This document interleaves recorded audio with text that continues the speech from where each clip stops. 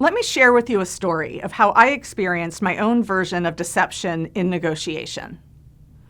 I lost my car, a much-beloved 2002 Mini Cooper, not because of a bad luck poker game, but rather because I believed the lies of my negotiating counterpart. The Mini was fun to drive around the island of Maui, where I spend much of my vacation time, but it was getting older and starting to have mechanical problems. Realizing that my limited time on Maui was better spent on the beach than at the car repair shop, I knew that selling the car was on the horizon. Several mechanics had told me that the transmission could go at any time and that the repair could be costly. One Saturday morning, I was driving up the volcano in upcountry Maui when the car started to make a strange noise. I immediately pulled over, thinking, how lucky am I that there's an open auto repair shop just up the road. I took it into the shop and agreed to pay $375 for an initial inspection. I told the mechanic that if the repair was too expensive, I would likely just donate the vehicle, as selling it had been on my mind. I went across the street to have breakfast, grateful that the shop was open on a Saturday and that I had a ride coming to pick me up. When I returned, I received a scribbled estimate for $1,900 to repair the car.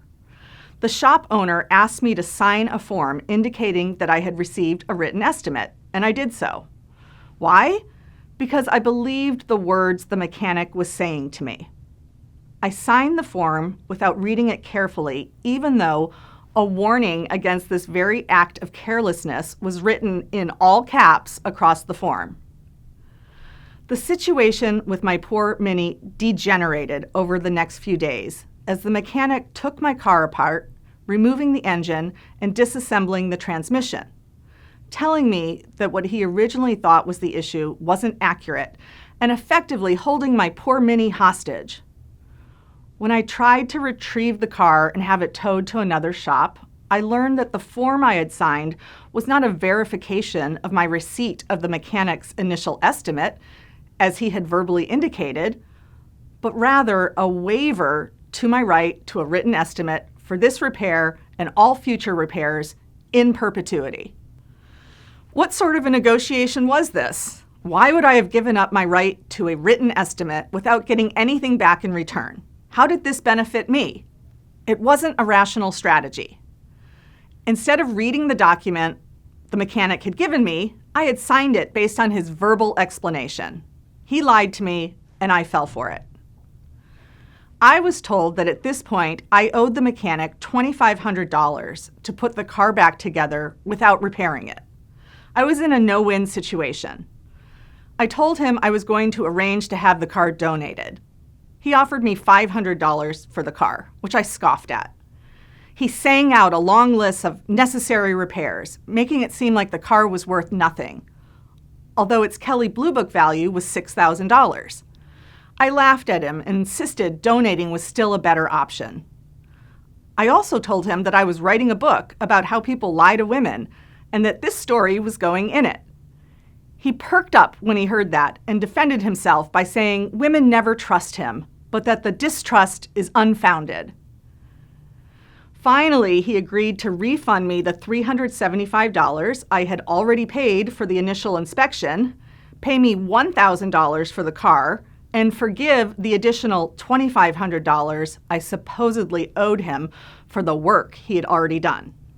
So I took his terrible offer, possibly the worst negotiation outcome of my life.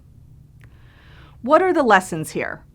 What could I have done differently to avoid being targeted for deception in this negotiation? First off, I should have tried to eliminate my counterpart's temptation to lie. The other side has certain motivations to lie. In this case, because he presumably believed he would get a better deal by lying. But the other side also has certain motivations not to lie, such as if they believe doing so will increase the risk of impasse, or that lying will damage their reputation. To eliminate my counterpart's motivation to lie, I should have made salient to him the reasons why he should not lie to me.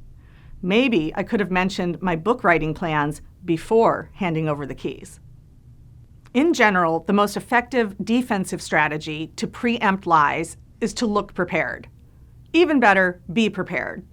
The rationale behind this strategy is straightforward. If you look prepared, then people will be less likely to want to lie to you because it makes them think that you'll be more likely to know when they're lying. If I had gone to the mechanic having done my homework, I could have signaled my knowledge about car engines and the local car repair market, which might have led him to decide that it was too risky to lie to me. How do we create an impression that we're prepared? And how can we actually be prepared?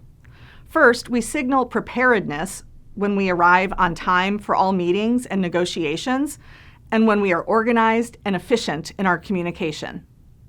We create the impression that we are prepared when we respond to the counterpart's offers and requests for information in a timely manner. We can also provide details of the myriad issues involved and speak intelligently on issues related to your counterpart's business and industry, including issues that are not directly relevant to the current negotiation. Lastly, we can signal preparedness by recalling fine details of prior discussions with the other side and referring explicitly to notes we made during earlier meetings. It is also important to let the other side know that we are willing and able to verify information they are providing to us. Finally, we need to make sure we are practicing active listening. Oftentimes, deceivers will engage in evasion techniques in response to our questions. This might include answering a different question or dodging a question altogether by turning it back to you. For example, if you ask them about their alternative options, they might say, "More importantly, what are your options?" Or they may change the subject entirely, saying, "We're running out of time. Are we going to reach a deal today or what?"